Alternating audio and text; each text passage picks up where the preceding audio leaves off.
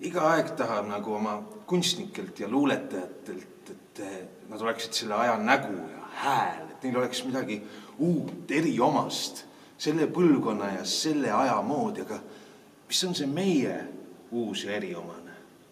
See on lihtne. Meil on perspektiiv. Perspektiiv.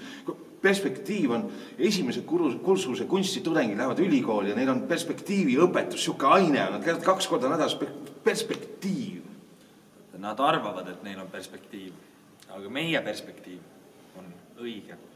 Nad harjutavad seda õiget perspektiivi, nad õpivad seda rohkem kui meie, me ei tea sest midagi. Oot, ma seletan sulle.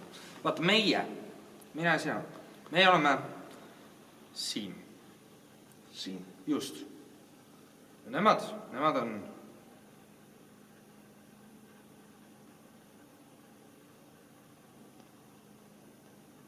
siin. Mõistad? Ei mõista, ikka ei mõista. Kes oleme meie? Just meie, kes me oleme siuksed, et me saame öelda, et siin kohal praegu sel hetkel on ühiskonna või kunstikompuutris on error. Kes me oleme, et me saame ja võime seda öelda? Vaata, meie oleme 2 valget habemega meest. Millal varem on lastud ajaloos 2 valgel habemega mehel rääkida? Millal viimaks on meie aeg? Nüüd on meie aeg.